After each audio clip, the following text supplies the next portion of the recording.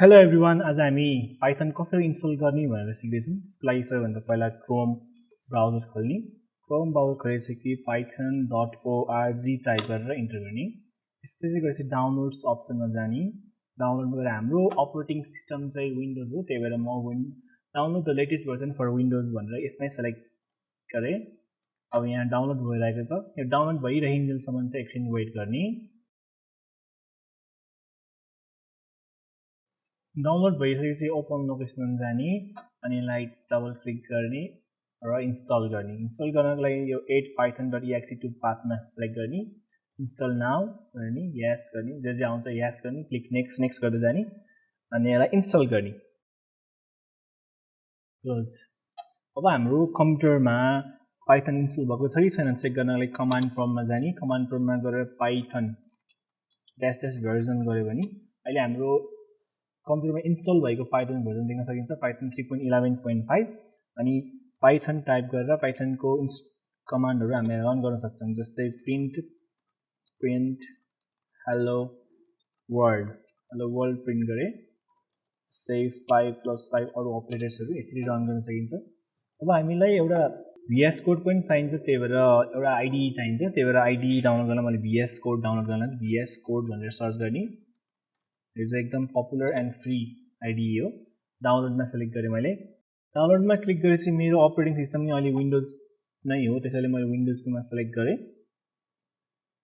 विन्डोजकोमा select गरेपछि यहाँ automatically download भइरहेको छ। कम्प्लिटली डाउनलोड भइन्जेलसम्म एकछिन कुरौं। अब यो पनि कम्प्लिटली डाउनलोड गरिसकेपछि ओपन लोकेसन फोल्डरमा जाने, डबल क्लिक गर्ने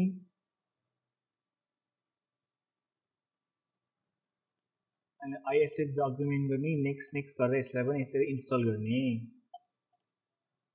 हामी चाहिँ VS कोडमा डिफरेन्ट कोडहरु लेख्न सक्छौं, जस्तै पाइथनको कोड, जाभास्क्रिप्टको कोड, HTML को कोड, सबै कोडहरु लेख्ने IDE हो। IDE भनेको इन्टिग्रेटेड डेभलपमेन्ट इन्भाइरोमेन्ट। अब यसलाई कोड खोल्न VS कोड टाइप गर्यो भने अथवा कोड टाइप गरेर यसरी ओपन गरे। ओपन गरिसकेपछि सबैभन्दा पहिला क्रिएट न्यू फाइलमा क्लिक गर्ने। हाम्रो फाइलको पाइथनको फाइलको एक्सटेन्सन चाहिँ जहिले पनि .py हुन्छ, त्यही भएर मैले फाइलको नाम जे लेखे पनि यसको एक्सटेन्सन .py हुनै पर्यो। जस्तै main.py लेखे, इन्टर गरे। अब यो फाइलको नेम चाहिँ के लेख्ने बल्ल रहेछ, main.py। ओके, ओपन गरे।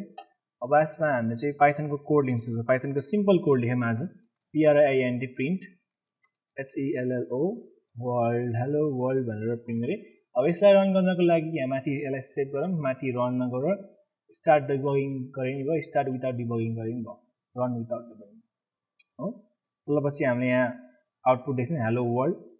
अब त्यस्तै गरेर केही प्रिन्ट नम्बर प्रिन्ट गर्ने हो भने प्रिन्ट नम्बर टाइप गर्ने, 4 गरे, फेरि रन गरौँ, Ctrl+F5।